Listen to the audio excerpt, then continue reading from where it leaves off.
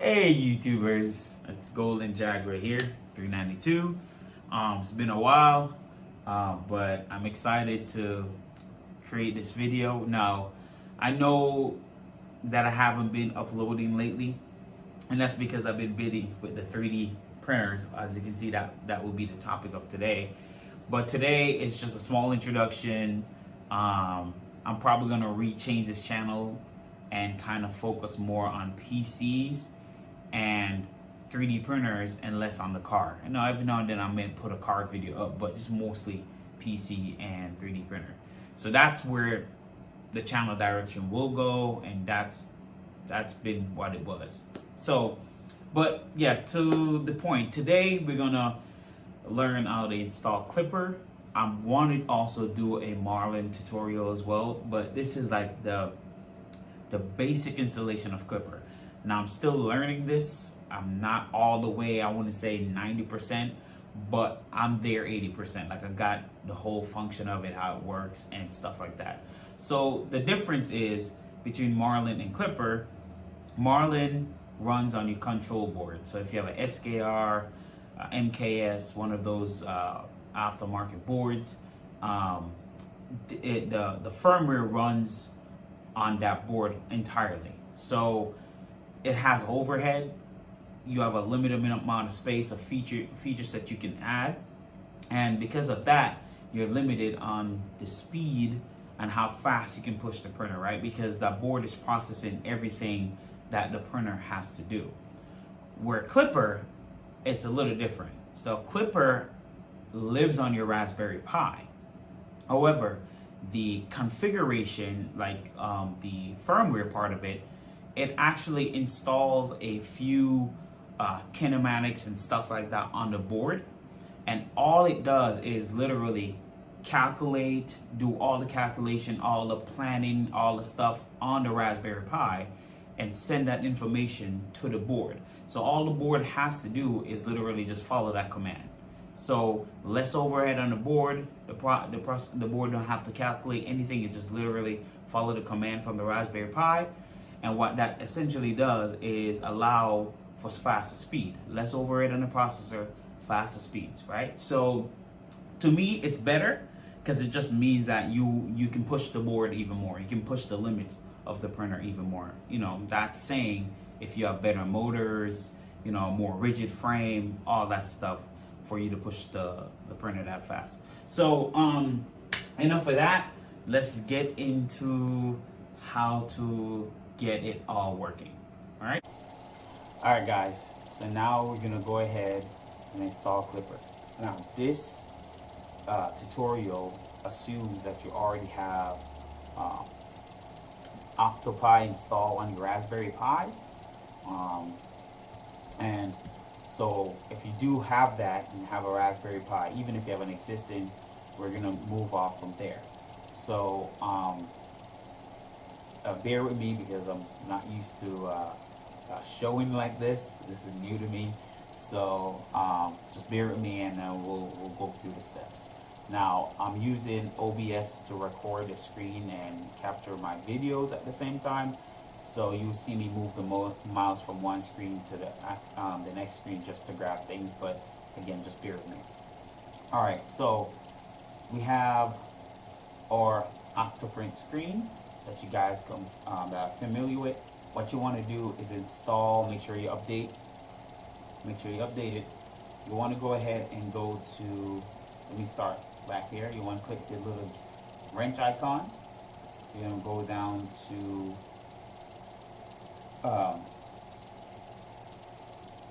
where is it now?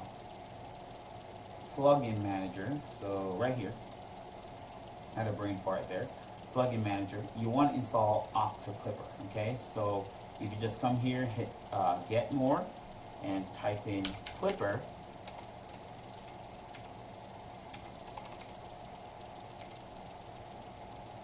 I guess because I already have it, it won't pop up. Let me see. Usually it will search, but if you get more, if you go get more though and hit Klipper, you should see it installed. But because I already have it installed, it's not coming up underneath the list for me. But make sure you have it installed. Make sure it's on. It should come on automatically once you install it and reboot, but it should turn on automatically. Once that's done, you want to go to serial connection. Make sure once it's installed, you select this, the TEMP/printer. You select your baud rate. The baud rate for SKRs, if you're running a 1.4 turbo or 1.4 or 1.3, it is 1150-200. If you are running a E3 Mini series, like the E3 Mini 1.2, 2.0, or even a new SKR Turbo, E3 Turbo, that is 2,500, I think, for the connection. Yes, it's 25,000. I meant. But for us, this tutorial is going based off the 1.4 turbo.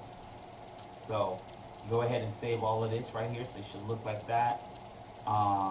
You also want to go under the behavior tab and select cancel ongoing prints, but stay connected.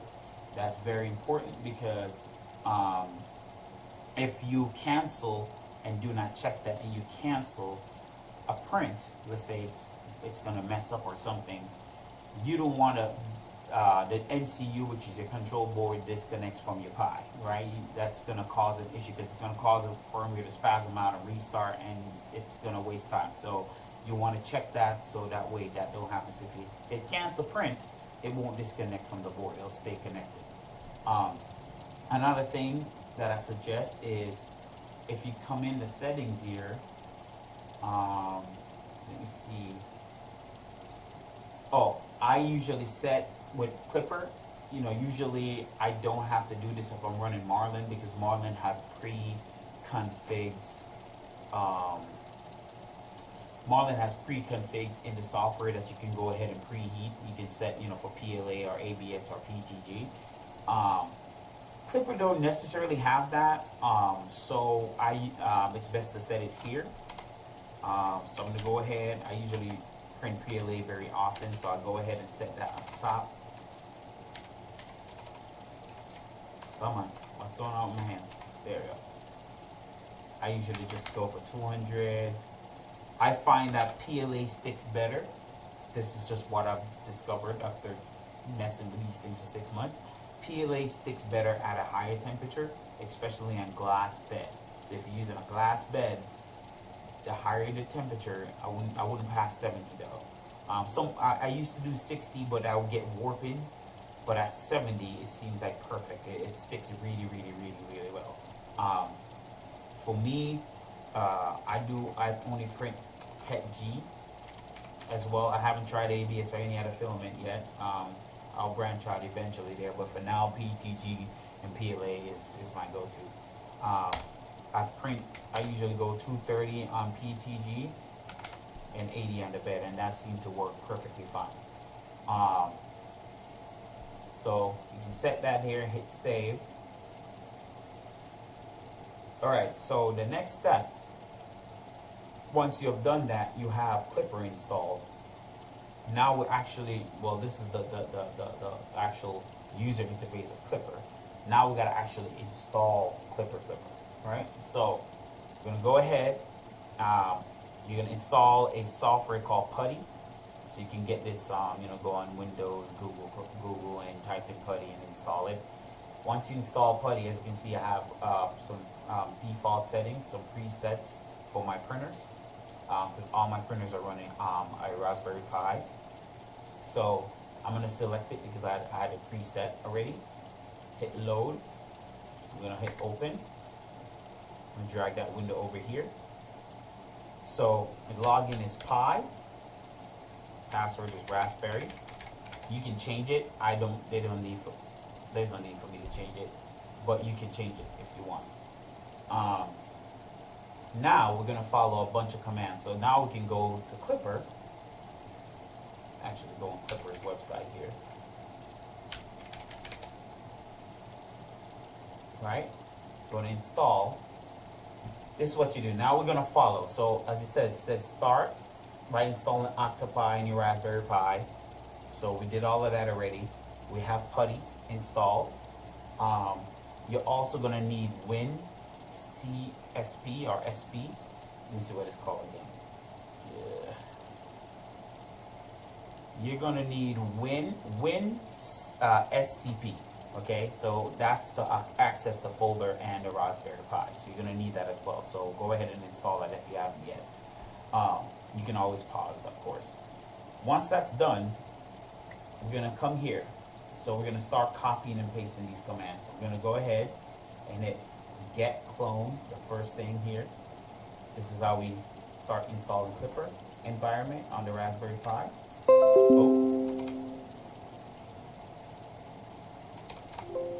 Accident there. All right. So now it's getting some information. And this is all copy and paste, but make sure you follow the steps, because if you miss one step, that can cause a lot of issues for you and you might get frustrated.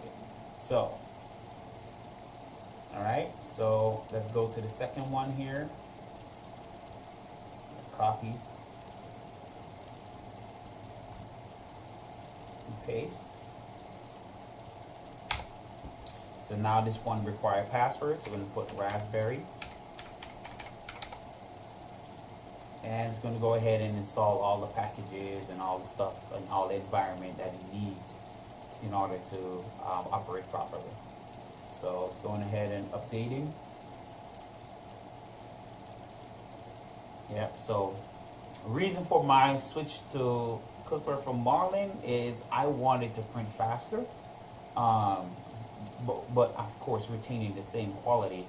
The problem with Marlin is that when you run Marlin fast, it tends to lose step. And I'm thinking it's because the environment of Marlin is stored on a control board. It has to process all of that. So you end up running into a buffer, even though you can allow more buffer, but you end up running into a overhead on a processor doing a lot more than it should.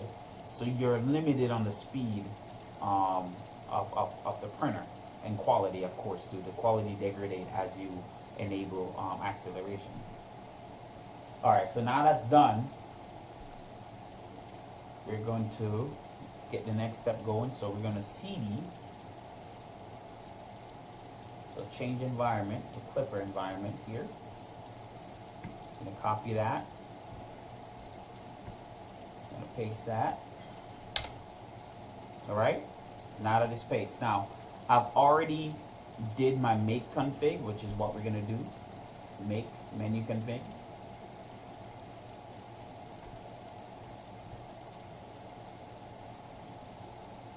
All right, so I've already made my menu config and flashed it, but I'm going to show you what you do so you can flash yours.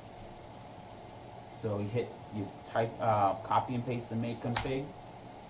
Now for OR board specifically, which is the 1.4 turbo or 1.3 or 1.4, you're going to enable extra lower level configuration. The microcontroller architecture, we're going to select that one. For the SKR turbos, it is going to be the LCP 1760 series, and the 1768 is for the 1.3 and 1.4 boards. But for the turbo board, it is the LPC 169, which is just 20 megahertz faster, literally. It's the same processor, just clocked a little faster. Target board use SmoothieWare bootloader, so make sure that's checked right there. That little dot you see, make sure that's checked, and make sure USB is checked. Now, for those that are using the SKR E3 MINI 1.2, you select this as an option. I'll add this in. You actually go back and select this here, the SMT microelectronic STM32 processors. You select that. So as an example, I selected to show you. Then the default for the 1.2 is the actual F103. That's the default processor. And then the bootloader is definitely 8 kilobytes. No, actually, sorry. The bootloader is actually 28 kilobytes. Okay, sorry, 28 kilobytes. And then the clock reference is 8 megahertz. Okay, so but there's one more thing with the SKR E3 MINI that I ran into and just wasn't paying attention. You need to specify the GPIO pins in order for Klipper to communicate. In order for the USB to show up, okay? Because if you don't put that in, when you try to list the USB that the printer is connected to on the Pi, it won't show up. It just won't list the USB. So I ran into that issue. So the GPIO pin is PC13, I think. But that's for another time. But this is specifically for the XAR 1.4 Turbo. I think I'll just put a little annotation on the screen when I'm editing the video, so you can see what to put there. All right, so let's go back, change that. So yeah, let's go back to yep, there you go, smoothie board, everything looks good. So now that everything looks good, we're gonna hit escape. We're gonna press Y for yes. Then we're gonna type make. You can copy it, but you can just type make. Just type make. It's gonna make. Basically, I'll call this compiling. Well, it says compiling anyway. So it's like compiling, almost like Marlin compiling. But really, it's making a kind of like a menu, more of like a subsystem to communicate with a Raspberry Pi. So it created a, now it says created a bin file out in Klipper.bin. So now we gotta use WinSCP in order to log into the Raspberry Pi and see those folders. So we're gonna launch WinSCP here. So I'm gonna kind of move it over so you guys can see it. All right, so like I said, I already have mine pre-set up just for ease of use. So you will add your information in, you will log in, you will go to Klipper, you'll go to out, and this is the Klipper.bin file. Now, what you want to do is drag this file to your SD card, your micro SD card. So you put this file on your micro SD card, and you will rename the file firmware.bin instead of Klipper.bin, because your printer won't recognize that. So make sure you rename it to firmware.bin. You eject your SD card. You, of course, plug it in your printer. You turn it on, let it flash. Now, initially, you won't see anything on the screen. So don't freak out. There will be nothing on the screen because you only get the screen display from the configuration files we're about to configure, okay? So that's fine. So you won't see anything on the screen initially, and that's okay. All right, so as you can see, I have the SD card with the firmware on it. So we're gonna go ahead and move over to my printer here. Go ahead and pop it in. So I'm gonna turn on the printer. Now that I had Marlin installed on this, so it essentially wiped out Marlin. Now it's okay to see nothing on the screen initially, as you can see. Nothing on the screen initially, so that's fine. Don't freak out. We'll get a display from the configuration. So now that's set and it's on. Make sure it's plugged into your Raspberry Pi. So as you can see, my Pi down there, I'm gonna have to pre-print a case for it, but for just this tutorial, it doesn't really matter. So make sure it's plugged into the Raspberry Pi and turned on. So I'm gonna move back to the computer now. Now, once that's done, I'm gonna move to the next step. So in order for Klipper to communicate with your printer from the Raspberry Pi through the USB, you need to find the USB, the specific USB to put in the config file for them to communicate. Okay, so in order to do that, you have to copy this here. See this right here? It says list dev serial by ID. I'm gonna copy that. I'm gonna come here. We're gonna paste it right there. And see where it comes, serial by ID Klipper LPC. This is your specific USB that is plugged into. Okay, so what you want to do is copy that. I already copied it, but you can just highlight it and it's automatically copied. Now we no longer need this anymore, so I can close this out. So this is the part that's interesting. So now I'm going to move this file over here to my other screen, if I can do that. Give me 1 second. Let me see if I can shift this file to this side of my screen. Alright. So now we're gonna open WinSCP. We're gonna log into a Raspberry Pi to see the folders. Okay. Alright. We're gonna go to the Pi. Now this is where you need your config file. Now there's pre-set up config files on the Klipper website. If you go on the GitHub, you can go on the configs and you can download one specifically for your board. It's kind of pre-set up. It's not a full working config because you got to modify it for your particular printer. But I already have one modified for my particular printer. Okay, so I'm going to go ahead and kind of show you what that looks like. So this is a typical configuration. So unlike Marlin, where you go into before you compile, you go in, you select a bunch of features and check off a bunch of stuff and whatever, and then compile and flash. This works with config files. So the benefit with this way is that, like Marlin, where you have to, when you make a change, you got to recompile, reflash. Yeah, that gets annoying real quick.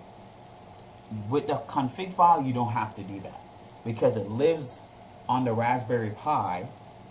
Okay, unlike the board, this lives on the Raspberry Pi. You can just make changes and just restart the firmware. Okay, once you restart the firmware, whatever change you make is instantly show up. Right, it instantly take effect. So instead of us going and recompiling constantly with Marlin, no, it just instantly take effect, which is awesome. That alone is a plus. So as you can see there, I know some of you guys probably might understand what's going on here, but essentially what's going on here, when I first looked at this, I was confused. I was like, what is this, right? Because Marlin probably don't show this. Marlin don't really show this type of lower level kind of thing, but Klipper does. And what this is, it's all about, these are step pins. Okay, so if you go on the SKR board, let me go ahead and show you. So I'm gonna go ahead and type in SKR 1.4 specs. We're gonna go to BQ here because they have a nice little graph of this. So as you can see, this shows you like a little diagram of the board and pins, right? And as you realize, this is your enable pin, this is your step pin, this is direction pin. Of course, enable pin says what it says. It's enabling the stepper, basically turns on the stepper. This is your step pin. This is what makes the stepper move in its, what step to take, essentially. And then this is your direction pin, whether it goes, left or right, whichever direction it starts out first, right? So these are your pins. If you notice, go back here and try to match it up. So as you can see, if you look at the X step pin, it matches with the step pin here. So the P is in front because it just represents pin. But as you can see, as long as you match up the step pins with the numbers, so 2.2, the direction pin, which is P to 2.6, 2.6, right? So essentially you're working with the actual pins here instead of messing with other things in Marlin, right? So I guess you could say it's a little bit more advanced, but it's pretty cool that you know how this works. It's very fascinating. Um, so what you do is you'll grab a configuration from the GitHub of Klipper, and then you will start editing. These are already set for this type of SKR board already. The pins are pretty much accurate. However, you might need to change a few pins just in case, you know, some weird thing where the pin is not correct.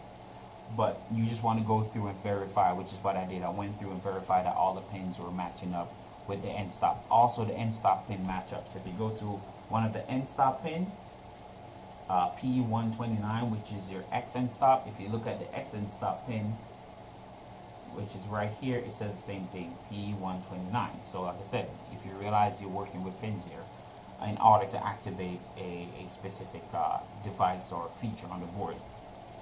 Now, so now that we kind of got that just out of the way, and again, I'm just explaining the best way I understand it to someone that can understand the same way.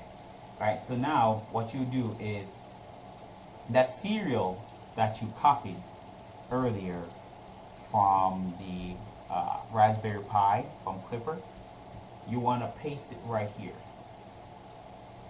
Scroll down some more. So that USB serial, the dev serial, this is where you want to put that. This is what allows the control board to communicate with Klipper, right? This is how it's able to get the commands and all the stuff and all the feature you said. This is how it's able to communicate that feature, right? So without this, you will never connect to the board, right? So it's so important to get the USB serial address, specific address that you plug it in on the Raspberry Pi. All right, so once that's in, and I'm gonna go ahead and show you, I haven't plugged it in yet because I wanted to save this step. So I'm gonna go ahead and I'm gonna put this configuration into this folder. So you take that configuration, let me close this out.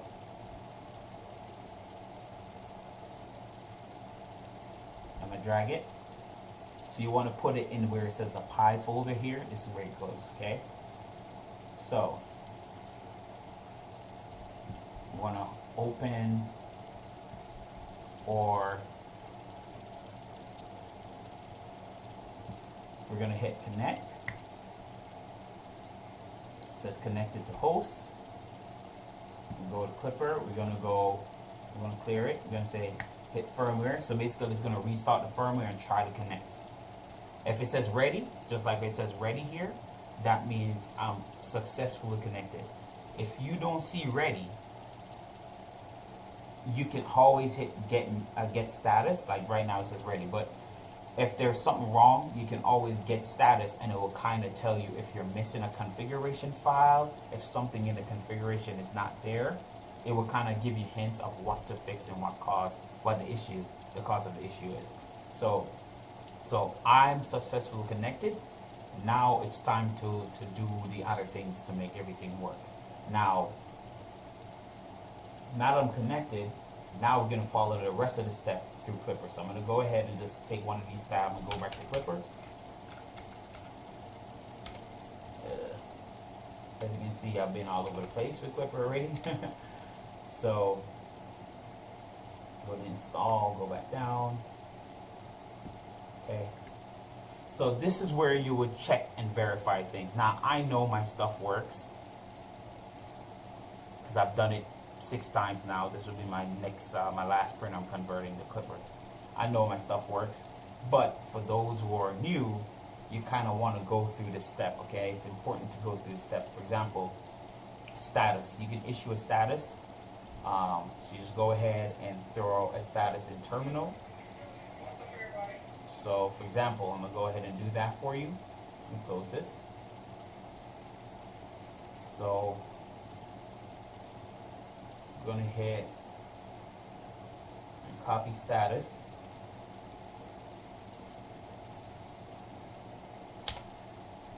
As you can see, it's Klipper ready.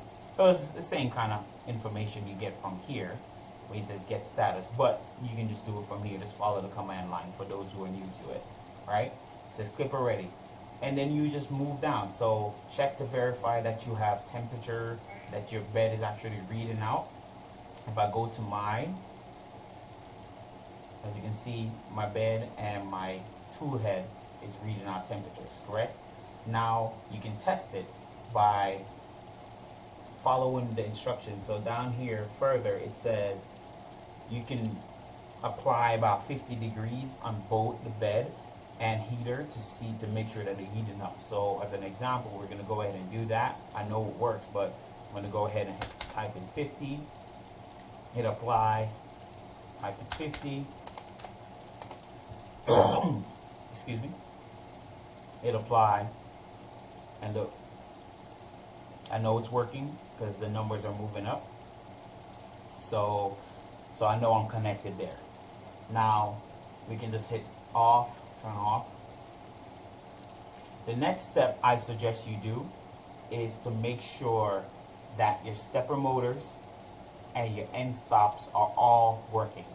So to do that, this is all terminal. If you go down further, the benefit, what I like with Klipper, is that you don't have to do like the M119, like all the G code command now, because that's lower level, right? But with Klipper, it uses like kind of a like common language for you to get the same results, right? And I'm pretty sure beyond the query and stuff, I'm pretty sure there's an M119 or something similar, but they're using like an upper language, which makes it easy for you to remember, right? So query end stops, which is the same thing as M119, so you can see your end stop status on Marlin. You click paste, and as you can see, I have my X open, my Y is triggered, and my Z open. If I look back, my Y is not triggered by the bed, so I know I have to flip invert Y. And my X is open, which is correct. My Z,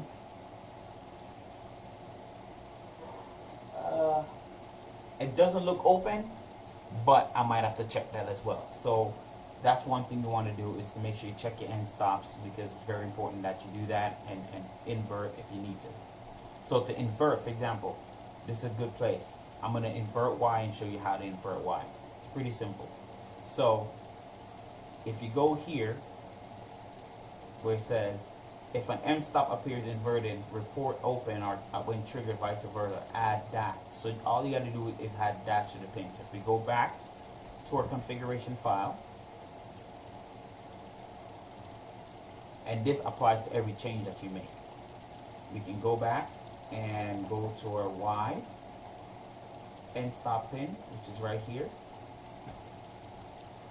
And all we got to do is add that. That's really it. In Marlin, you'd have to go in, invert, compile. That's annoying. In this case, we don't have to do that. We can just hit that, save, right? And then we can go back to this, go here, hit firmware restart. It disconnects and then comes back up ready. Once it's ready, we can go back to terminal. We can do another query end stop, and then now our Y axis says open instead of triggered, right? So it's just that simple. Whether any changes you make, you can just, again, just hit firmware restart, save, and it'll immediately take effect once you restart. So it's freaking awesome. The next thing you want to do after you check your end stop, make sure they're working good, you want to do a stepper buzz. And what a stepper buzz basically does is just move the motor back and forth 1 millimeter, so that way you can verify to make sure your motors are actually working. So you want to do that for all the stepper access, that includes extruder, everything. Make sure everything is moving. And then you also want to make sure you check your stepper direction, and it's essentially the same thing. If it's moving the opposite way, you put that little apostrophe icon there, that little apostrophe icon in front of the stepper pin, in the direction pin, and that will invert the direction of the stepper. So once you got that down, it's pretty simple. Now everything else is just the basic. If you just follow the steps, it's super easy. Everything else now comes to tuning. That's gonna be your slicer tuning, ringing tuning. For example, I have some ringing towers here that I was doing to check for ringing, and essentially what it says, it try to reduce the resonance in your print. So if you have multiple ringing in your print, it will try to create a formula. Basically, you print this tower, you check where the ringing is, you measure out how many of that resonance you see, and then you times it by 100, which is the speed you're going to be doing it at. So, and then you divide up by the distance between the ringing on here, and that will give you like a frequency, like a rough frequency of how to use. You put that in your configuration, and then you activate a shaper, which is an algorithm that counters the motor vibration and smoothing out the ringing. And so yes, there's some cool stuff with Klipper. And but this was just a basic tutorial, not to go super in depth and make it long, but just if you follow this basic tutorial, everything else can be figured out. It's pretty easy. So yeah, so I hope you guys enjoyed this video. You know, like, subscribe. I promise I'll get better with time with this type of stuff. I'm not used to this.